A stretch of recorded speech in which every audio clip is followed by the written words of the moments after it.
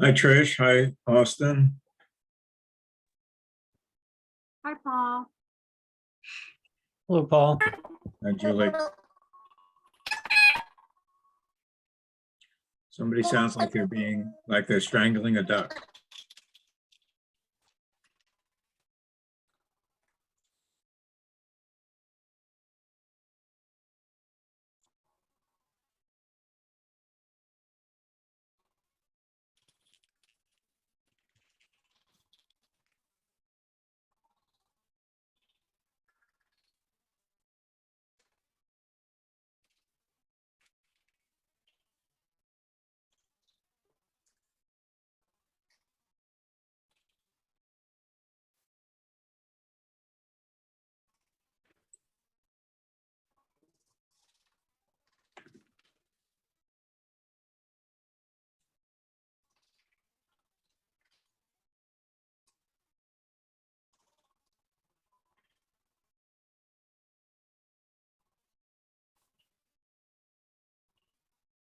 Hi, Nancy.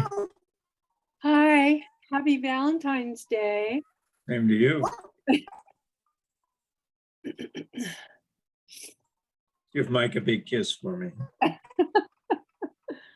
I'm sure he'll appreciate that.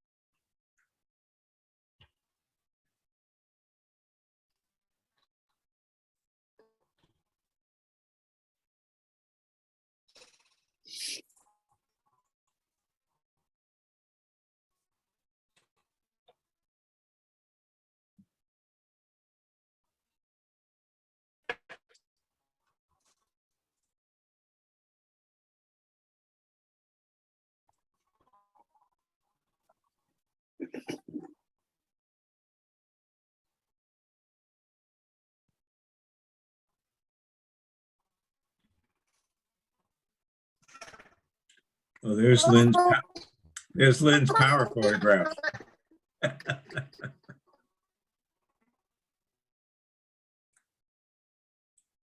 Hi, Trish. Hi, Lynn.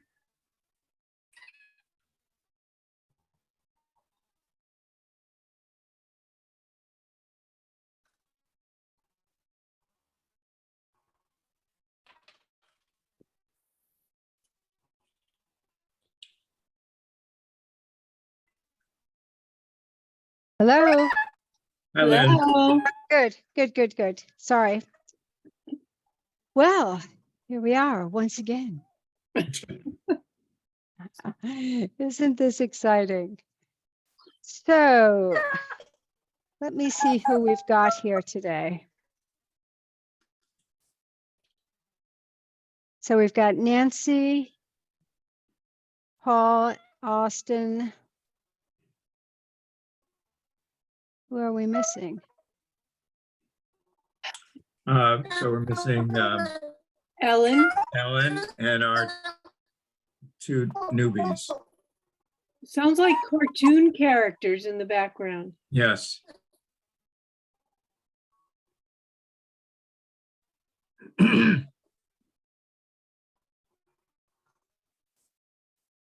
right.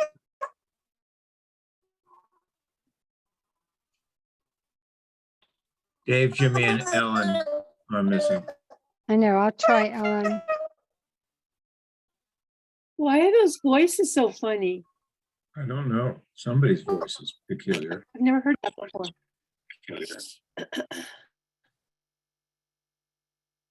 Do you have Ellen Goldberg's cell phone? Oh, here. Ellen's here. Oh, great. or some part of Ellen is here. Says she's connecting to audio. Okay. Hi, Ellen. Hello.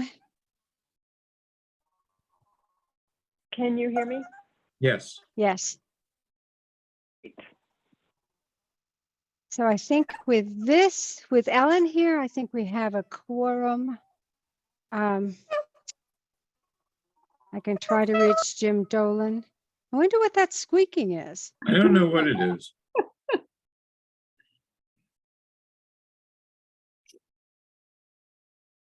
Trish, I don't hear you. I see you.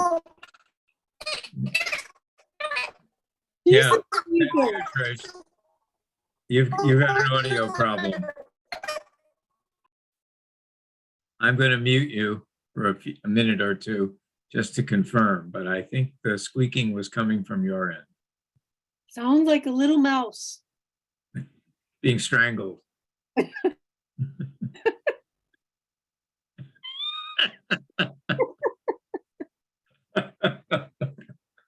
There's something there's just something about the joviality of strangling a little mouse. I'm not liking that right now.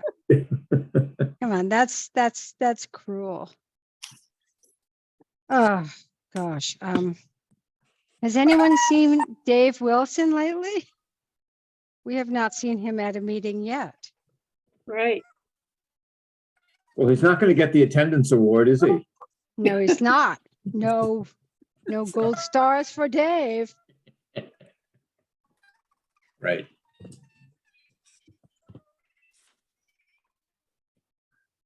And let me Still see. squeaking. It's so Okay. squeaky. She has to present, so she has to figure out how to unsqueak. Right, she does. Maybe if you go off and then come back on again. Trish, you're muted.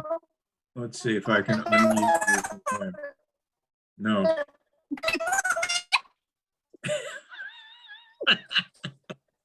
It sounds terrible. I think maybe Chris, you. can you call in if you can? I would suggest trying to call in on a phone line. Can you do that instead of use voice over IP? Mute, and you can call in on a phone. I'll give you the number whenever you're ready.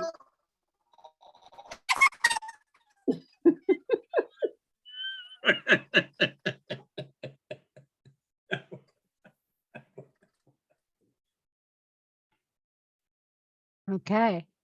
How about this? Is this any better? Yes. Oh, the Perfect. real Trish is here now. Okay, great. All right. Now that that's solved, let's call this meeting to order. This is a meeting of the Community Preservation Committee. I am Lynn Spencer. I'm chairing this meeting, and with us tonight is Paul Spurn, Nancy Gattamo, Austin Antrim, and Ellen Goldberg from the committee. We are doing this meeting remotely. We ask guests to participate with questions in the chat by raising their hands and providing the questions. Otherwise, let us move forward with the agenda, which always starts with the hopeful, are there minutes from the previous meeting? Well, that little fairy has not arrived yet. So. Not yet. Okay. All right. Well, then we will move on.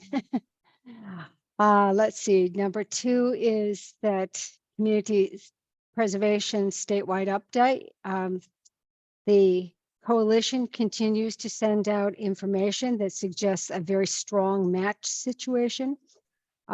We have actually gotten the formal submission from the town itself in terms of the predicted town surcharge, which I added to our chart tonight. But I'm continuing to suggest that we use 70% as the state match, which is, I think, a conservative thing to do. Let me see. Next, we had on the agenda is the fiscal year 2024 updates. And in fact, what we are doing tonight is reviewing the grant applications that we received on January 27th, which was the deadline for those applications.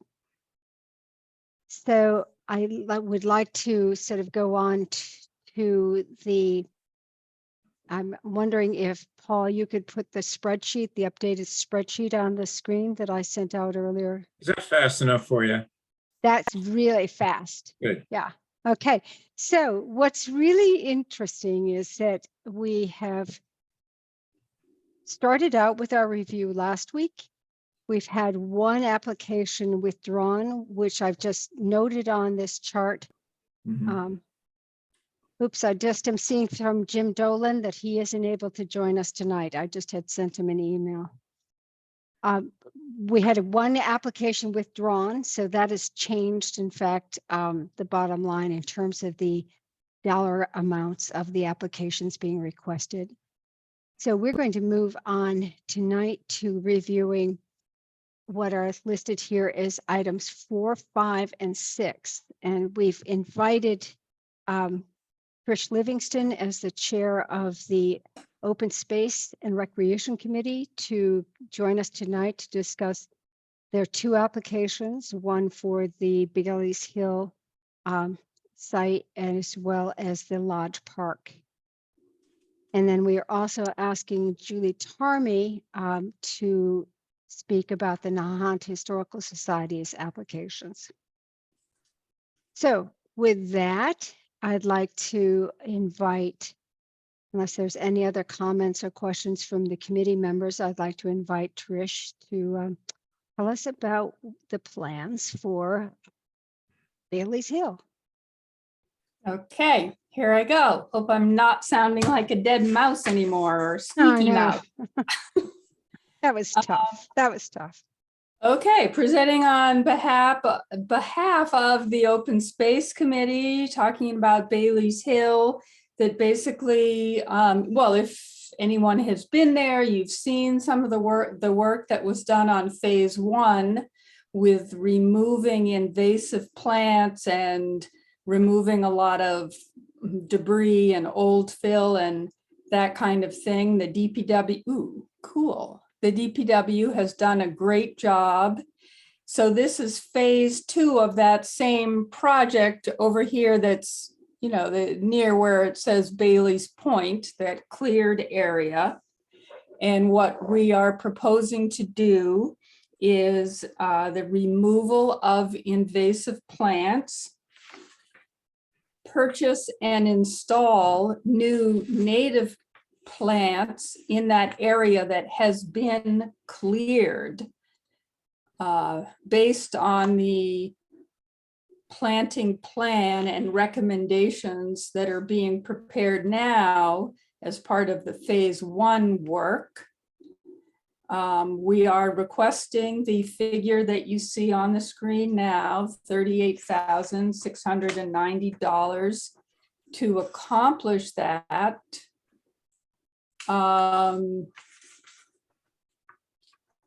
Not sure how much detail you really want me to go into in the overview of everything that we are proposing. This phase 2 is part of an already town-approved plan and has the support of Zach and the DPW. We've met with him and gone over it. He and the DPW team participated in the phase 1 work and grant request and have done a fabulous job with that. So we're really just working on the phase 2. Can we just jump to the appendix B, and look at more of the specifics of the work that we're proposing? Is that Sure. all right? That sounds like a fine idea.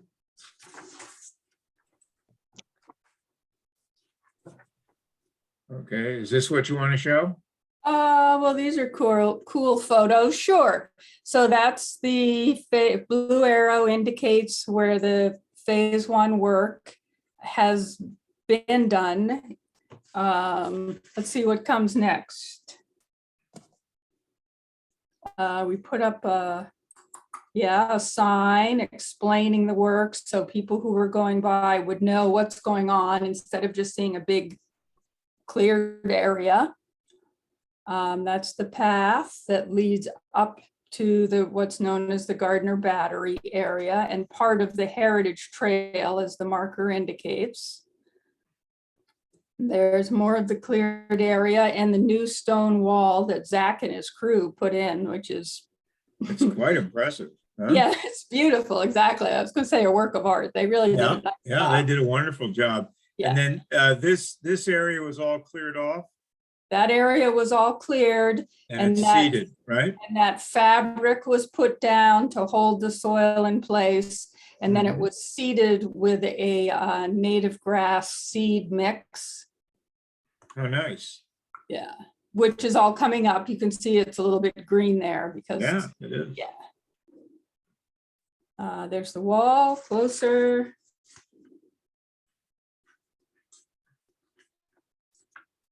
And this is looking back down at what we, in This the opposite direction. downhill. You can see how steep, in fact, it is.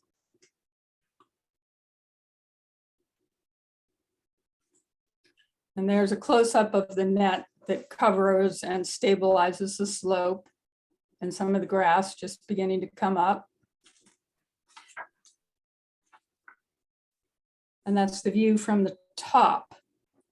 You can see the railing. So there you are, looking down. at this- the work that Is was this the done. top of the gun emplacement that where we are? Yes. Okay. Yeah.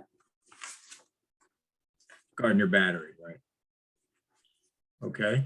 Okay, so this is the proposal from Parterre Ecological to do this work in phase 2. You can see that with the bullets there, the scope of the work, site preparation, layout, and any necessary field adjustments based on the conditions, procuring, purchase, delivery, and installation of all material to the project site, mulching the planted areas, and then removing and recycling any debris generated by the project.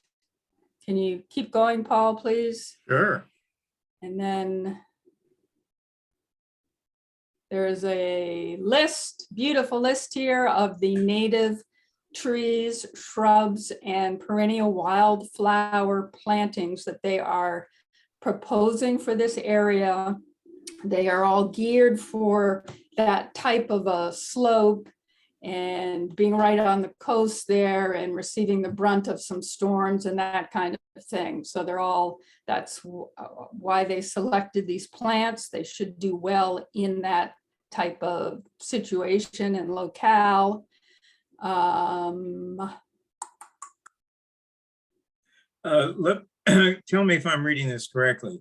Are they saying that they're going to bring in 100 plugs of roughly 2-inch size of these species? Yes, Eastern Okay. Columbine. Yep. What is this designation here? Delivery plants. Just to charge for the delivery of the plants, I $100. see. Yeah. Now, are they going to install all this for that figure? Yes, they will install it, or Yes, right? Yeah, that's how we. ended up. They're gonna put in 500 plant plugs, more Yeah. or less. Sounds good, right? That's a terrific deal. Yeah. Yes. Mhm. Wow. Do they have anything to do with the grass seeding, or was that all? That was DPW. DPW. That was DPW doing that. Hmm, okay. Using a grass seed that, yeah, anyway, yes, that was DPW. Okay. Okay, how about scrolling down a little bit more, please? You're done. no, this Here. is the application that was missing the page, wasn't it? Okay, so we made a little mistake, which we apologize for, and the last page was omitted from the first proposal we submitted, and then we immediately recognized the error of our ways and sent in the one that did include the last page. Basically, I have it here and you have it somewhere, but It's the second part of the project, which is removing the invasive plants. And that this company, Parterre Ecological, is experts at this kind of thing. They can identify the invasive plants and remove them. Some of it would be cutting, like some of the vines that are climbing up trees. Some would be hand pulling. It depends on what the species is and what the recommended practice is. They also are certified to apply herbicides that would kill the plants if that was necessary. They're certified and they can do that, but that would just be one possible method that they would use if it was needed. Sorry, someone else? Yeah. So that amount, well, it totals the $38,690. So it's basically $10,000 for the invasive plant management. And if you've been over there to Bailey's Hill in that section, you know that there are, a lot of plants that have just gone crazy and taken over and are smothering trees and so on. So it's removing those species and replacing and planting with native plants that will be beneficial for wildlife and do well in that area. Oh, very good. Thank you, Trish. I have some questions, but before I sort of go on to those, let me ask other committee members for their questions and comments on what you've heard so far.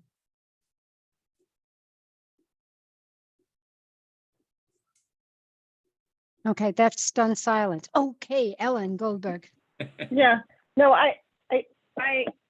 my only question was, I think you answered it while you were talking, which was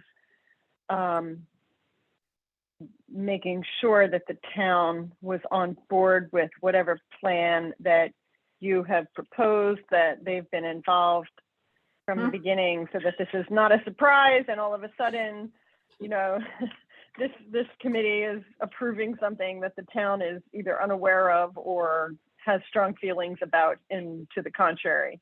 So it sounds like you're all set in that respect. I believe we're all set. We had a site visit there with Zach and some of the members of our committee, and with Miles, two people actually from Parterre Ecological, and we just went over it, verbally and putting our heads together.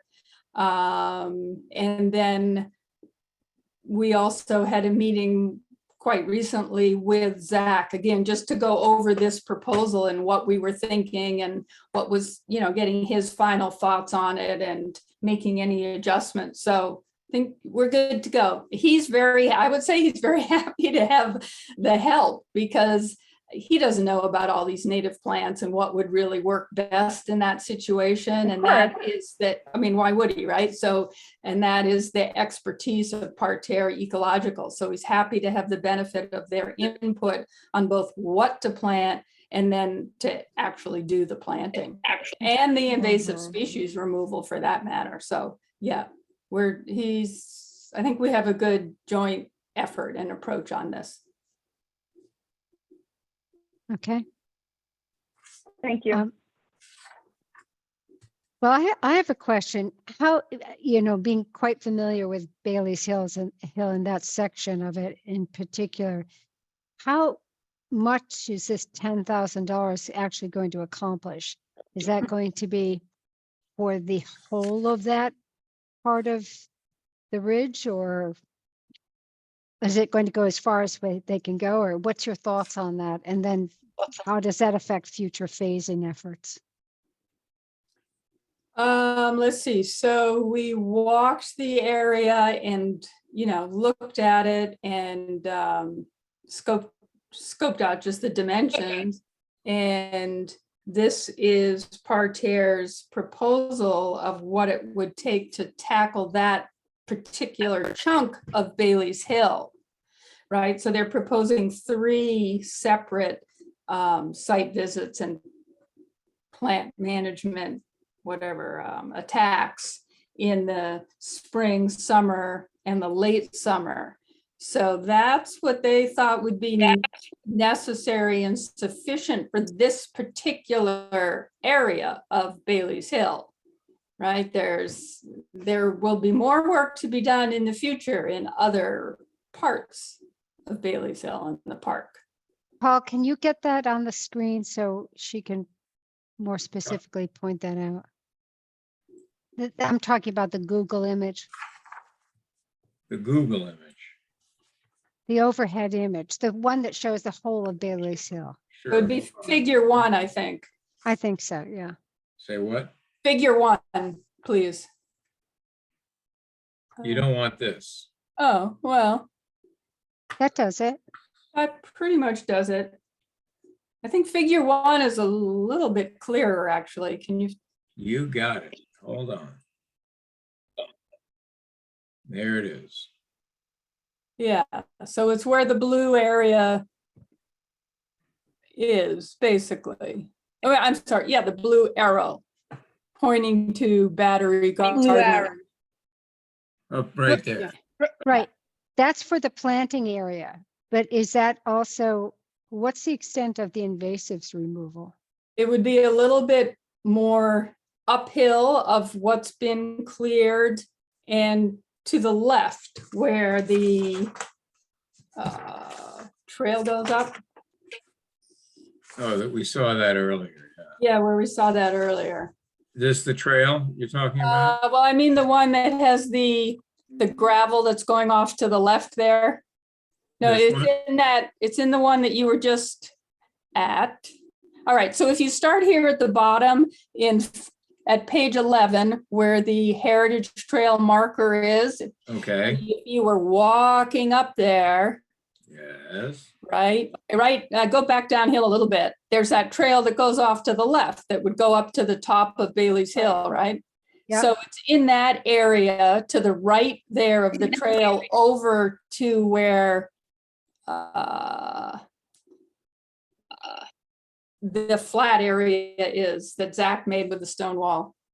Up here. Nancy, does that make sense, Nancy?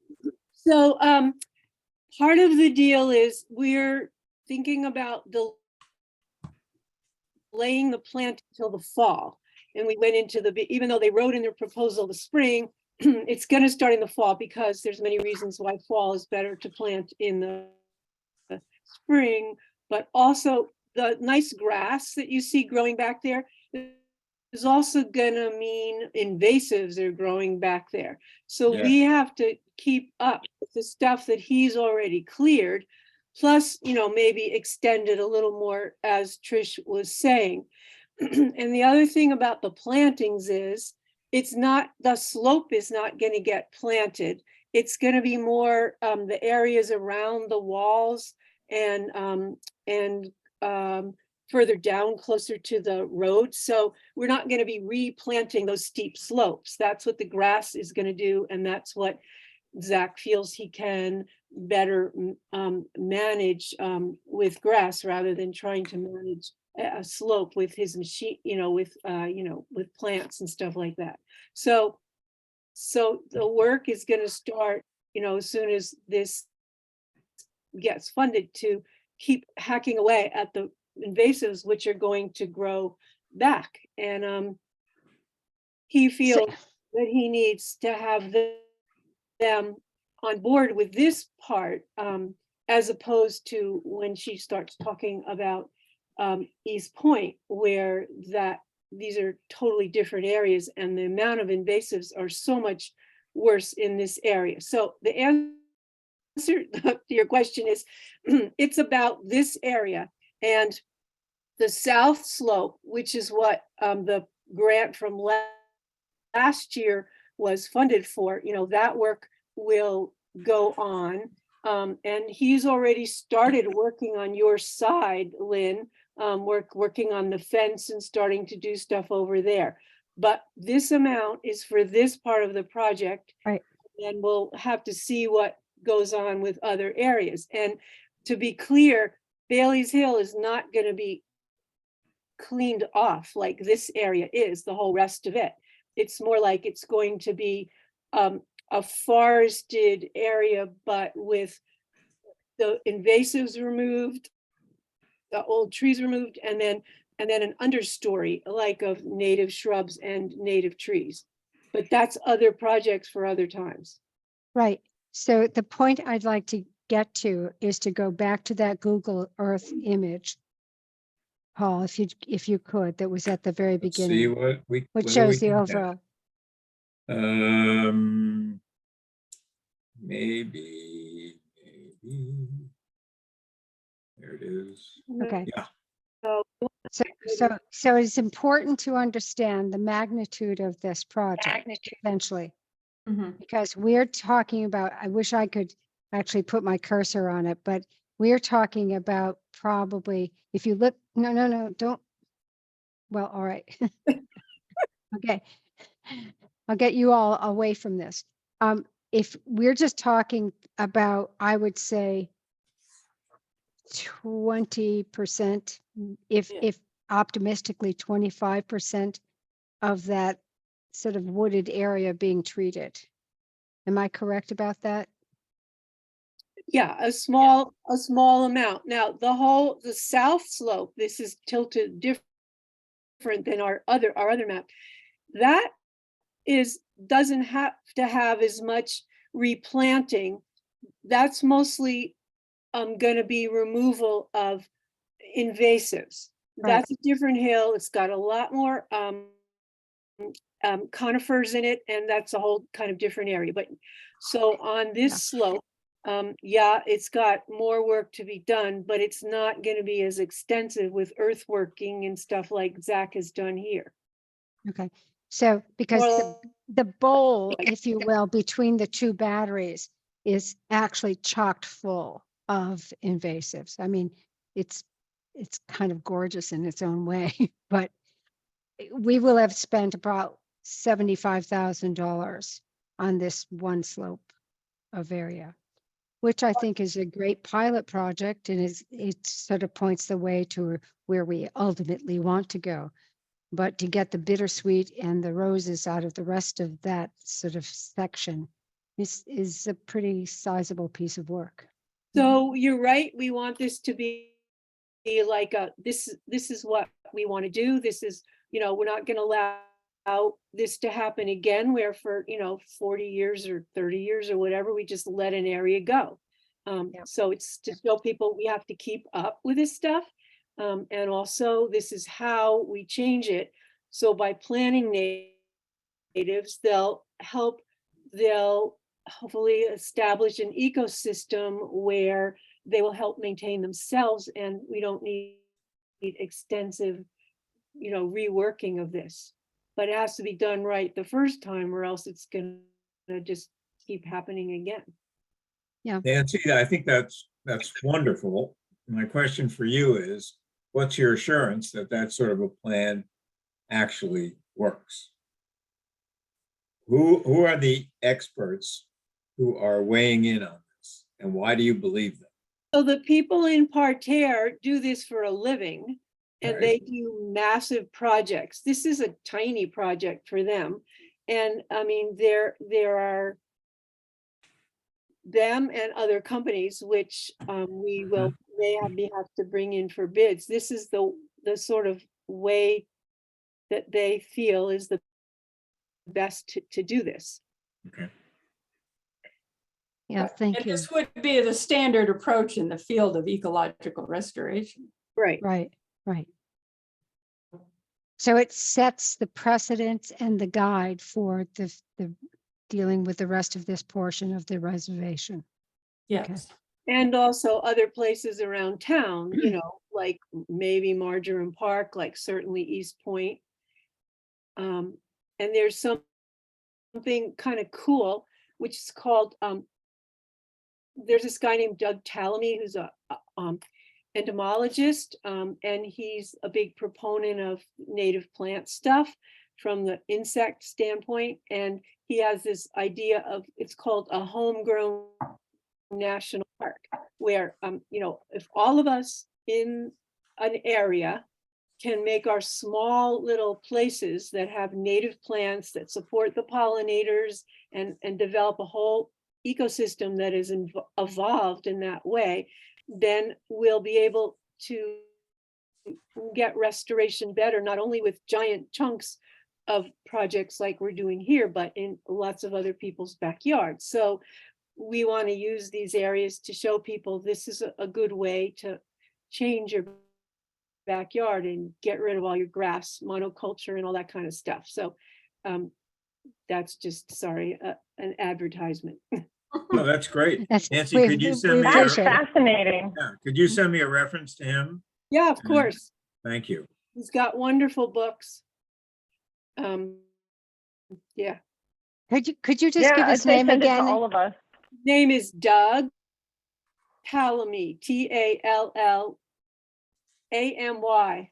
And he has, his books are Bringing Nature Home and whatever. So, and he's recently speaking about oaks, because oaks are the best trees that attract the most insects and therefore support the ecosystem. So they're the top keystone species, and certainly we want to use that and other ones that he recommends when we do our replanting. So I will be very interested in this whole thing about the trees, Nancy and Trish and others, because we have a bunch of Norway maples up there, quite mature, that are breaking down. Yeah. And then, of course, the most beloved to me, the locusts. And I know that that's a tricky thing. So we'll be really interested to hear how open space recommends treating the rest of that really amazing piece of ground. So folks, everybody should be aware that there's a huge battery up there that basically is the ridge of the whole ridge of that what seems to be a woodland area. But okay, well, great. Other questions from the I committee? have, yeah, am I on mute? No, I'm not. I have two more questions, if that's okay. One is about ongoing management, and is that at all built into your thinking? So, so it's really cool because Zach loves this work. He says he would love to just do this as his work all the time. He's very into taking away native species and trying to plant, taking away invasives and do this. And so he's already started working on the South Slope, not spent any CPC money, but he just, he incorporates working on this stuff kind of all the time, and we're not necessarily getting billed for it. He's just trying to work it into what is the work of the DPW. Town DPW, Right. yeah. That's great. So then the second question is about whether or not you've considered educating the public on what is going on here. And I think a lot of people would be interested to learn about this plan rather than just seeing the PowerPoint on the website, for example. I think there's an opportunity to engage the town a little bit if you have not thought about it. I don't know if that's part of your thinking, either with signage or a public presentation or, yeah. So signage is part of this, but we discussed it with the committee, who felt that at this project, as opposed to the East Point, which will have signs, that this project should wait until we work on more areas so we can make more comprehensive signs that involve the rest of the area. But definitely signage. And I think the way that we've gotten the Johnson School going to the thicket, maybe we can also have them go to like these points. And I know Diana Brandy just gave a lecture to the Garden Club recently about all the work that they're doing at the school with native plants. And then I chimed up to everybody there about what's going to look for Bailey's Hill and look for East Point, because that's going on there. So we certainly will do signage and education wherever we can. Okay. Thanks. Very good. Other questions? Because we'll have a chance to continue to hear from Trish and Nancy about Lodge Park. Shall we go there next? You betcha. Okay.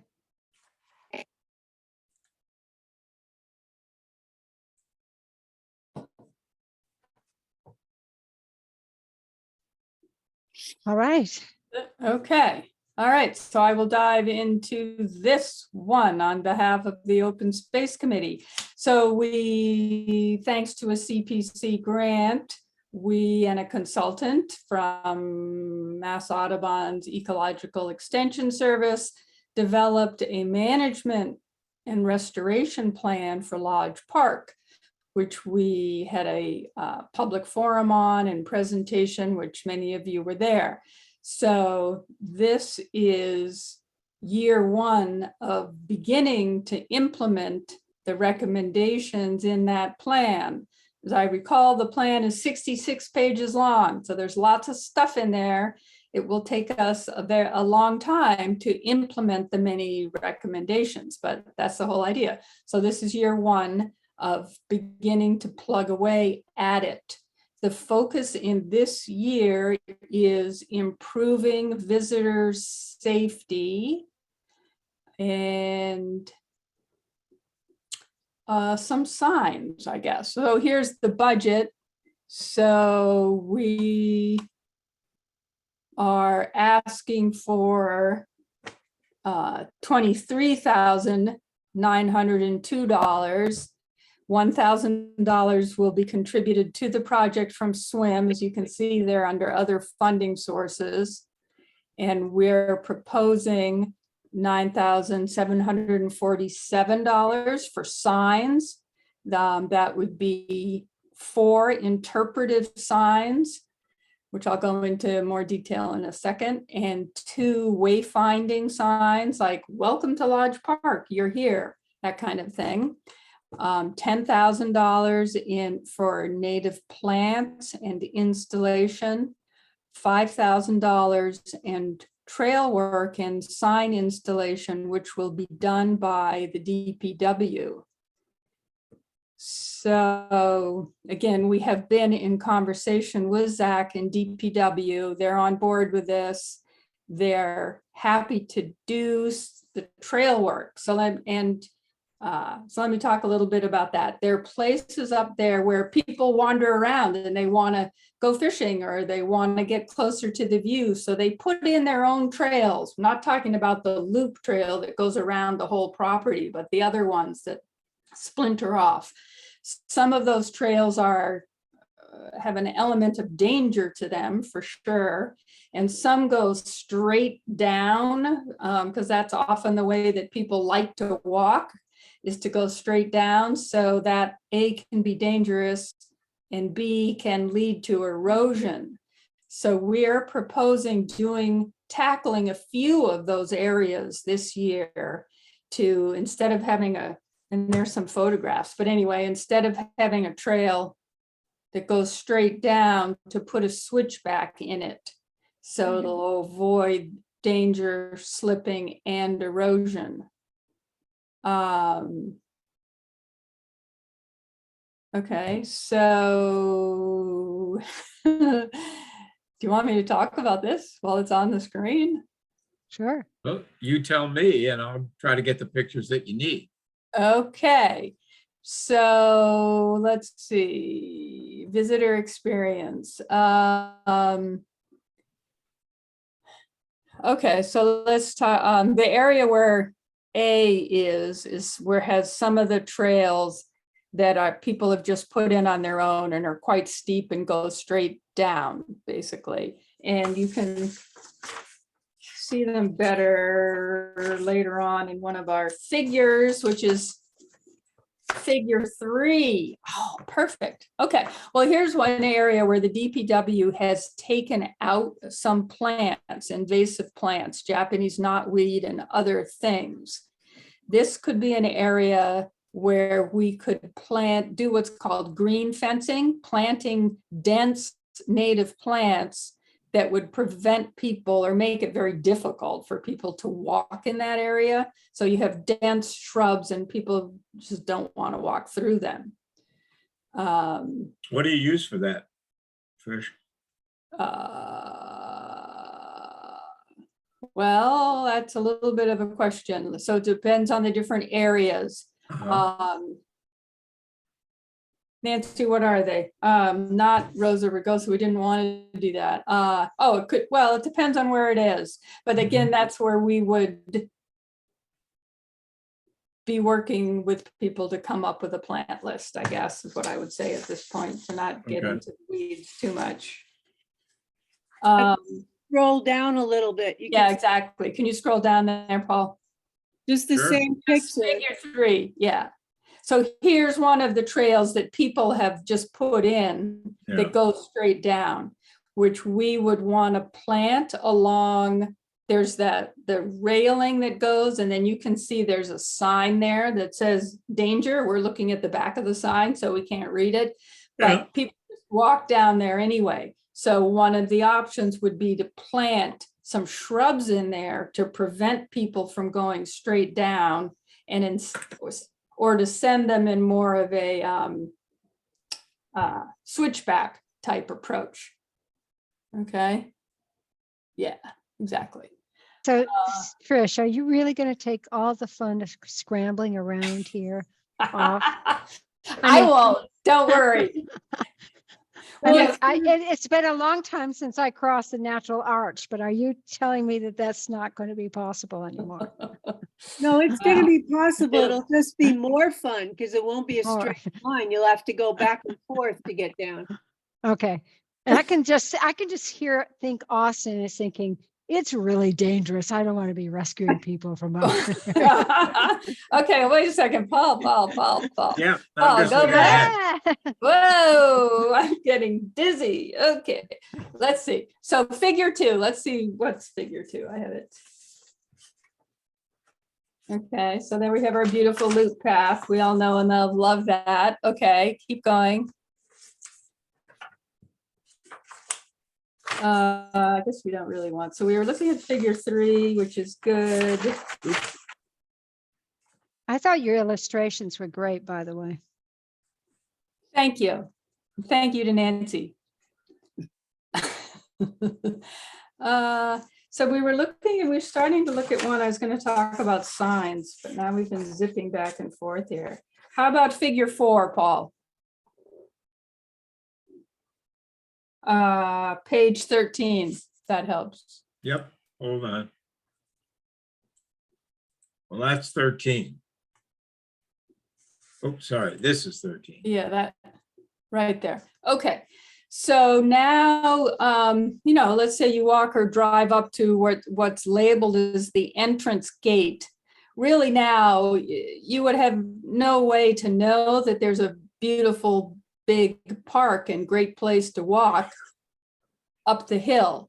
So we are proposing putting a sign right there near the trash cans, most likely. We need to really cite them, but in that basic area, which would be welcome to Lodge Park. It's up this way, and let people know there is something up there and which way to go.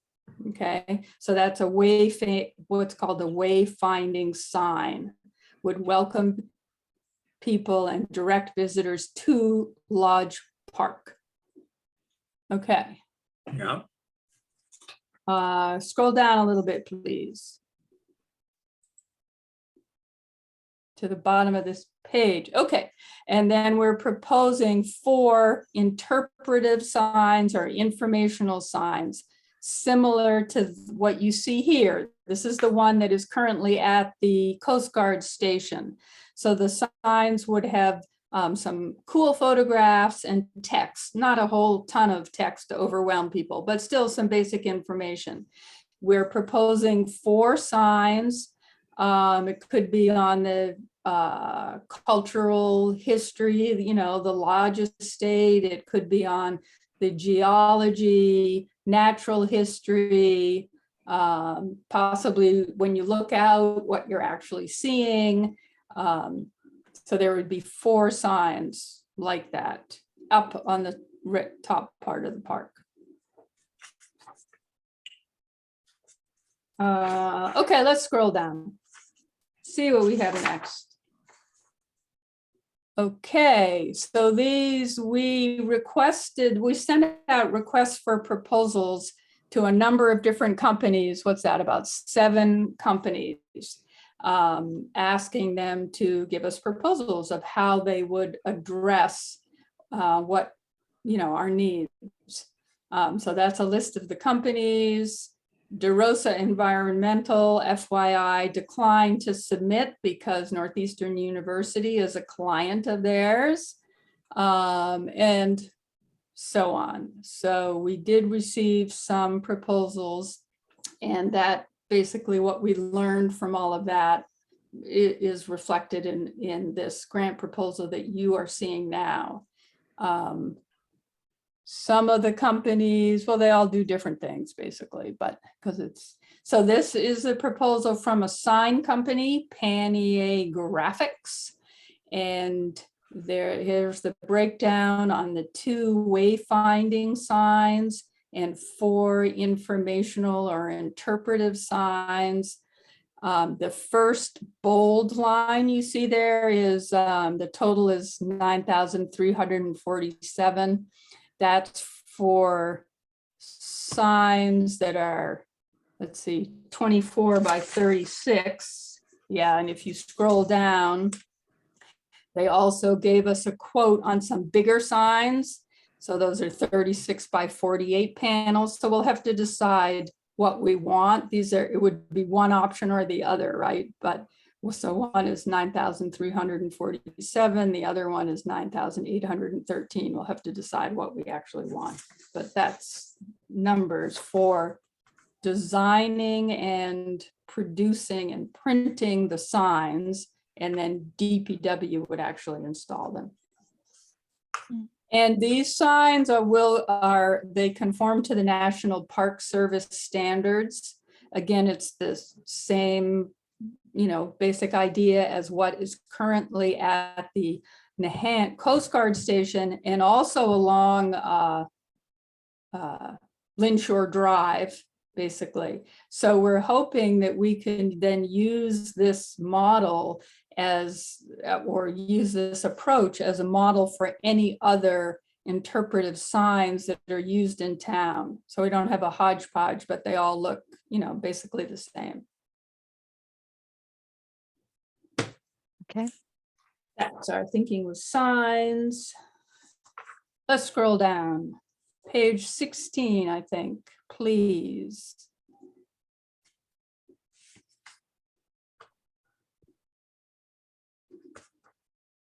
Up one page, please. Oh, Paul. That one.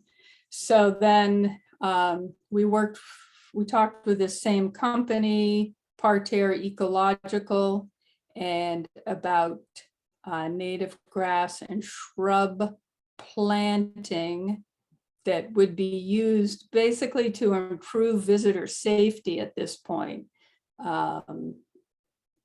As another example, there's the one spot where is it 3 or 4 benches that are all in a row, sort of looks out towards Egg Rock, and most of the benches, they're all a little bit different from each other, you know what I mean? And you basically could take a step off and go right off that cliff. So we're thinking that is one of the places where we might want to do some green planting.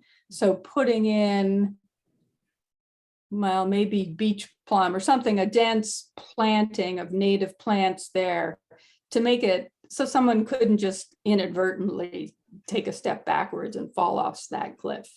Possibly you could put in some nice boulders that would look okay too. That would be another option, but I think we're more likely to use a green fence approach. Keep it natural and keep it low, of course. We wouldn't plant anything that gets up, grows too tall and blocks the view. Okay. Well, thank you. Do you I have more left that you out- want to cover? Do you have anything more you want to cover here? Well, I left out some things, but that's all right. You can So ask we got signs, we've got plantings, we've got, Yeah. you know, So it's redoing the path. enhancing visitor safety and doing some signs to improve the visitor experience, removing some invasive plants. And Yep. using native plants to increase visitor safety and redirecting some of the trails. And again, it's just year one beginning to tackle this project. Right. Okay, thank you. Committee members, comments, questions?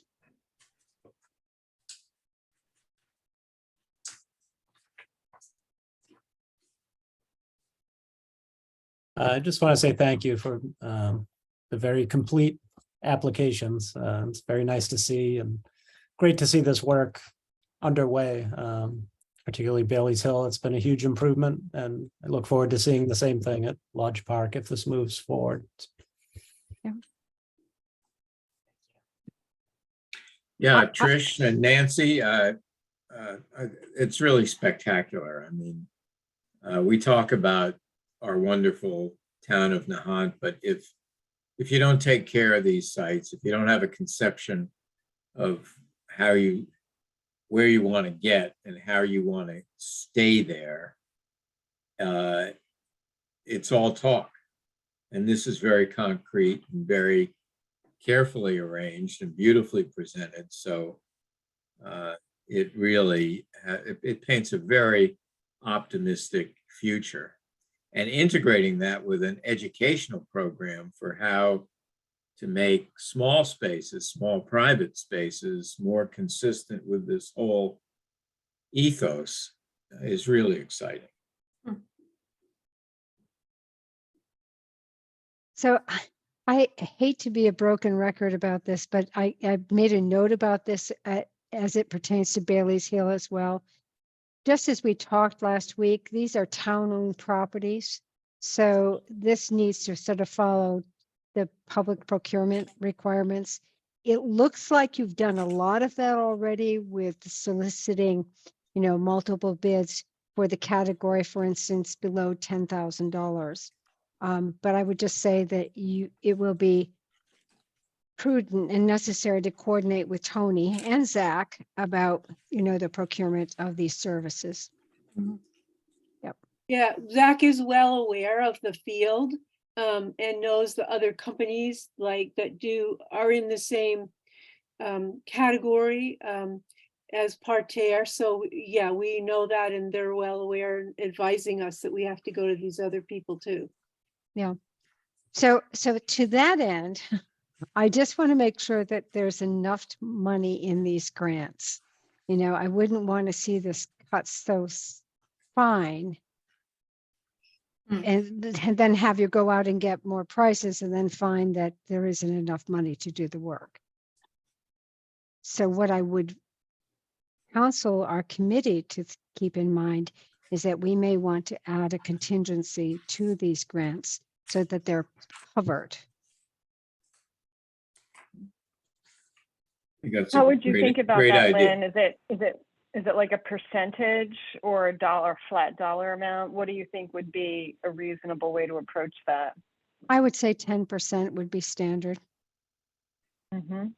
And you know what? If the money doesn't get spent, we find out about it and we do our famous clawback. Yeah. But this Lynn, way, Lynn has a clawback dance. yeah, I and do. And a costume. But I'm just concerned, you know, costs have been rising in many different categories. I just wouldn't want to see these well thought out, well planned projects then crimped because there isn't enough money to do what they really had envisioned. So just a thought. Mhm. I like that thought. Okay. All right. I would just, if we're moving on from open space here, I mean, I'm happy to take any other questions, but I just want to make sure I've said that this is definitely a team effort. I'm the new and reluctant chair of the open space committee.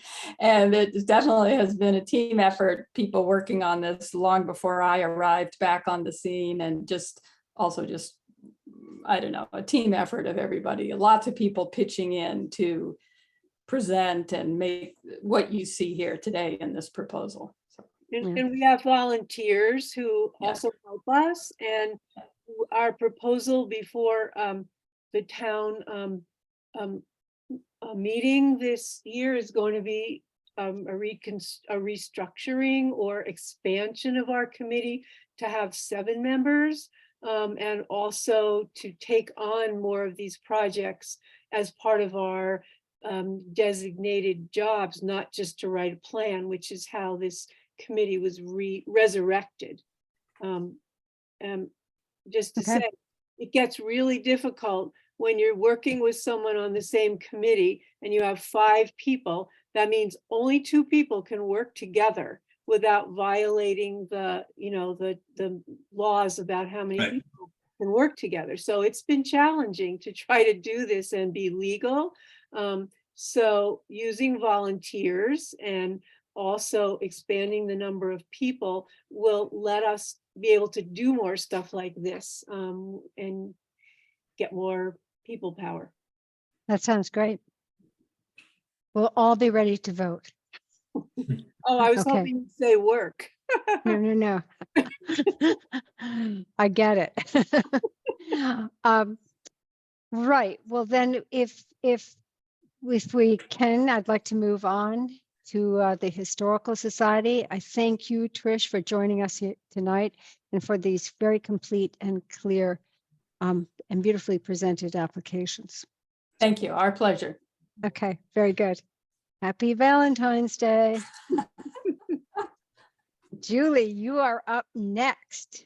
Thank you very much. And I'd like to start by echoing your committee. Kudos to the Open Space Committee and what they've put together. I'm looking forward to this coming to fruition on both ends of the town. I think it's great. Thank you so much. Yeah. So, Okay. Julie, do you have another audio option? Because I think your microphone is a little problematic. in what way? Can you not hear me? We can hear you, but there's an echo after you speak, a lot of noise in the background. If you're not aware of any other options, just proceed. But Yeah, I don't have any other options. This is it. okay. So I'll make it quick. How's that? Okay. Okay. As you know, last year we came to the committee with an application to have 9 volumes of school records conserved due to mold issue and digitized. And we were asked if we could cut that down due to the number of applications that came in last year, and we were very happy to do that. So we had the first 4 school logs have been completed, and I'm happy to report completed at a $1,800 decrease in what they estimated. So you'll be getting a clawback of about $1,800 on last year's grant. Okay. So this year we're looking to do the final 5 logs it's the decade of the 60s. I don't know, there's a lot going on in the 60s, and these were the only 9 volumes in an entire collection of over 200 that were affected by this mold, and they appeared to have been produced on a different type of paper, and I don't know if that had anything to do with it. But this year we're looking for a total of $23,725, $13,805 for the conservation, for the cleaning up of the mold, and $9,930 to digitize them, which I think is important going forward. We're trying to digitize as much of our collection as we can. They're in terrible condition. They cannot be accessed by anyone other than myself, basically. I don't allow our most of our other volunteers to access them because I'm the young one in the group, and I don't want to put the health of our 80 and 90-year-old volunteers at risk of any kind by handling these books. But as you can see by the photos that I included, the mold was really terrible, and it basically obliterated a lot of the text. So they've been able to clean them up That's one of the covers that just shows you how it started coming in. Here's one of the pages, and if these don't get cleaned up, we may wind up losing some of the text. I use these volumes, not specifically this decade, but I have had to access these school records quite often because of inquiries that come in from folks looking for family information, looking for information on when they may have been in town, especially if they were with the military family who may have spent only a year here in town. Most recently, I had an inquiry from a woman who unearthed in her home collection a note from a Miss Burns talking about Rocky Hill School and how she would be missed. And of course, we had a Miss Burns in our school system, but I knew we didn't have a Rocky Hill School, but who knows what the kids called, say, the J.T. Wilson School that overlooked the quarry growing up. So I was able to go through and find in the early 50s in these school logs that she and her brother did indeed attend our school system for 1 year while her father was actually not in the military, but doing a fellowship at Harvard. And assure her that we did not have a Rocky Hill School, but pointed her in the direction of either South Carolina or Oregon, where they do have a Rocky Hill School. But she was happy to know that both she and her brother were here in the 3rd grade and the 7th grade in 1953, 54. So it's great to be able to help people piece together their personal histories by accessing these types of records. And I think it's very important for us, as we did with the first 4, to get these 5 cleaned up. And with your help, we'd be able to do that and possibly have another clawback Okay. if they've overestimated the number of pages. So Julie, is this Northeast document again? Yes, Okay. yes, and I've included their proposal with this application as well. Right. Well, thank you. Committee members, questions, comments?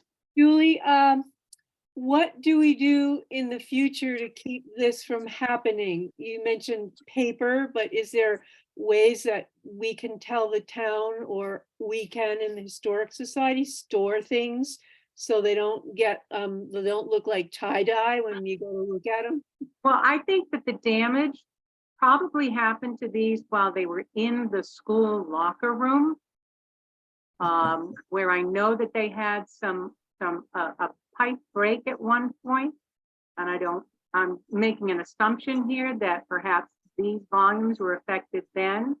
I've gone through the rest of the 200 and they are not affected, and they are kept in upright boxes in segments. And we are in a climate controlled facility. So unless, God forbid, we had a pipe break overhead, we are doing, I think they're in the best place that we can keep them for now. And that is where? That is in the Patterson room at the community center. Great, thank you. You're welcome. Other questions or comments? I have a question. Regarding digitizing, I think I remember this from a couple of years ago from one of your prior grants, but does digitizing make records available to the public as well? They How does will that work with eventually. your system? Yeah, okay. Yes, they will eventually. We are not in the cloud yet. Our museum software that we use, we are in the step before the cloud. And once we get as much digitized as we can, and then we enter the cloud, we'll be able to make them available online. Yeah. And they'll be easier for our researchers as well to access. Of course. Yeah. But even digitizing and tagging with the proper categories and keywords is a large amount of work that goes unnoticed until it's not done properly and you can't find what you want. Right. Well, I know that NEDCC does an excellent job. And they will give us the discs or USBs, whatever format it is that they use, that we can then upload into our software. Mhm. Okay, thank you. Does the Nahant Historical Society have a reasonable backup system of their electronic records that you've got on site? Yes, Do you have redundancy? I have a hard drive that comes home with me. Okay, Everything gets back. and that's a backup of what you have at the Yes. at the society. Yes. Okay. What sort of data volume are you holding there? One Unfortunately, terabyte, 2, 5, 10, something I like. am not a technical person. I cannot tell you if I if I could call past perfect right now, they would tell me exactly how much I had, but I can't. Right. tell you that, Paul. The only reason I'm asking is it's relatively low cost to have storage in the cloud as well, and you might Right. consider Right. that. Right, and the cloud is where we want to go. Okay. Yeah, and once. No, like, I'm just- upgrade. I was thinking more about just backing things up to having some redundancy to your backup, which is, an effort on your part to ensure that you're getting everything current and taking it off site regularly. Yeah. It's but, sitting on my kitchen table right now. Yeah, I've been there. I understand. I understand exactly what you're doing. Right, But there are options that might be something you should look into. I'm just saying this as an aside. I don't know if this is really part of your application, but even a professional Dropbox account could be super helpful. okay. You know? Yep, we do have a Dropbox. I don't tend to use it very often, only because I'm Yeah, comfortable with it, but we use a different one ourselves at my organization. We use something called Box, but that might be way overkill for what you need. thank you, Ann. Carbonite Okay. as well is an excellent choice, by the way. I would actually recommend you take a look at that.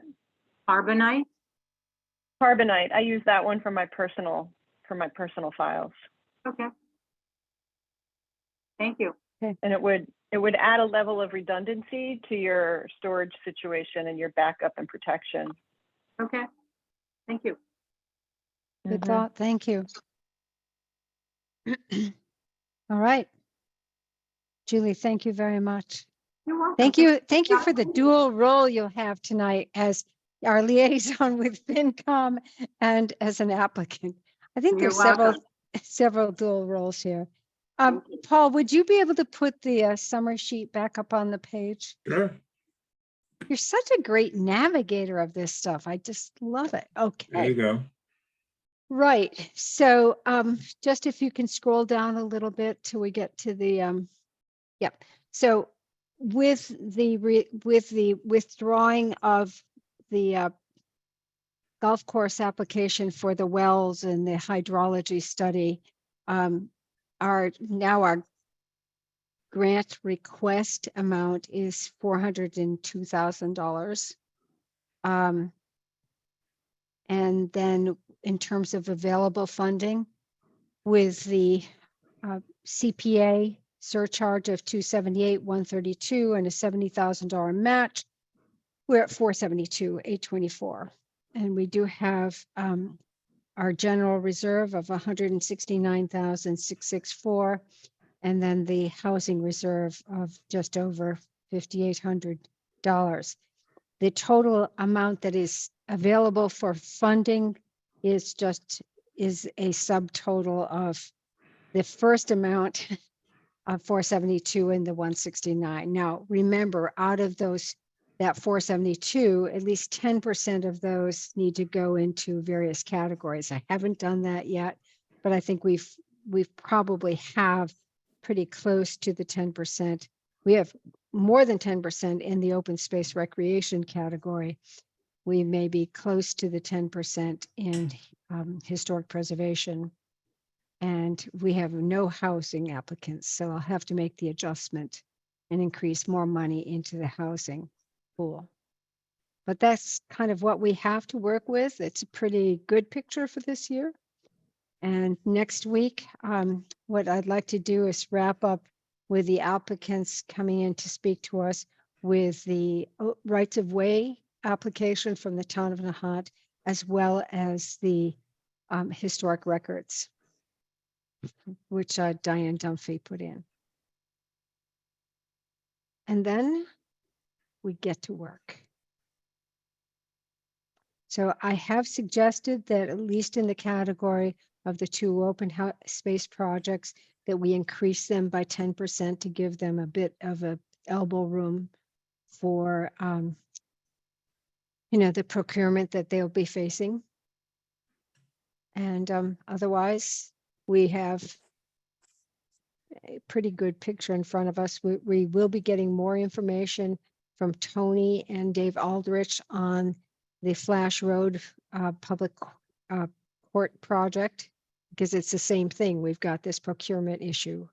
We have, ad hoc community groups that are coming forward with applications, but when they're involving town-owned properties, we have to just pay attention to the famous old Chapter 149 procurement. So, all right. Any further questions? I didn't see anything in the chat. I think everyone was pretty much home on Valentine's.